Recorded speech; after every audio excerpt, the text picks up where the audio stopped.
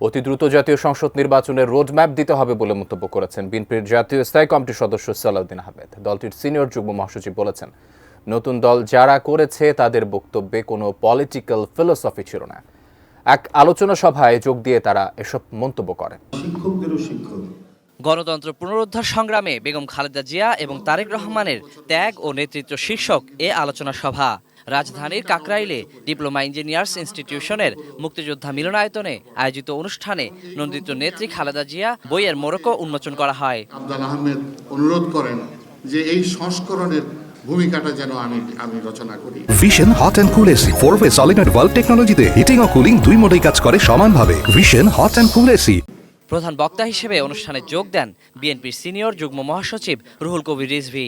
তিনি বলেন, নতুন দল যারা গঠন করেছে আত্মপ্রকাশ অনুষ্ঠানে তারা অনেক ভালো বলেছে, তবে তাদের বক্তব্যে কোনো পলিটিক্যাল ফিলোসফি ছিল না। নতুন যারা দল করেছেন তাদের ওখানে উপস্থিত ছিলাম, অনেক ভালো ভালো কথা তারা বলেছে রাষ্ট্র সম্পর্কে সম্পর্কে, কিন্তু একটা পলিটিক্যাল ফিলোসফি কিন্তু আমি পাইনি।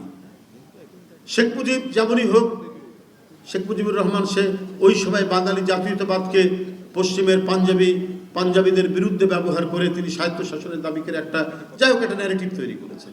কিন্তু স্বাধীনতার পর তো আমরা ভূখণ্ড পেয়ে গেলাম, এর জন্য তার একটি রাজনৈতিক দর্শন সেটা শেখ মুজিব দেননি, সেটা জিয়াউর রহমান দিয়েছে।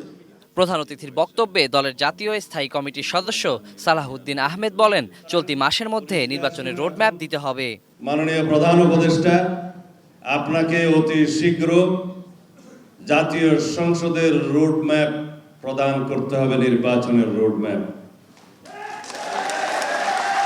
যদি আপনি কোনো বাহানায় এই মাসের মধ্যে জাতীয় সংসদ নির্বাচনের রোডম্যাপ প্রদান না করেন, তাহলে সেটা আমরা রাজনৈতিকভাবে গণতান্ত্রিক শক্তিগুলো বসে আমাদেরকে পুনরায় নির্ধারণ করতে হবে আমরা কোন প্রক্রিয়ায় গণতান্ত্রিক প্রক্রিয়া। নতুন দল জাতীয় নাগরিক পার্টিকে স্বাগত জানিয়ে গণপরিষদ ও সেকেন্ড রিপাবলিক নিয়ে প্রশ্ন তোলেন তিনি। যারা গণপরিষদের বিষয় সামনে আনছে, যারা সেকেন্ড রিপাবলিকের বিষয় সামনে আনছে, হয় তারা বুঝে না অথবা বুঝে আমাদের এই রাষ্ট্র ব্যবস্থাকে আরো দীর্ঘায়িত একটি গণতান্ত্রিক প্রক্রিয়ার মধ্যে নিয়ে যাওয়ার ষড়যন্ত্র আছে। Waliul Sakib, ATN News, Dhaka.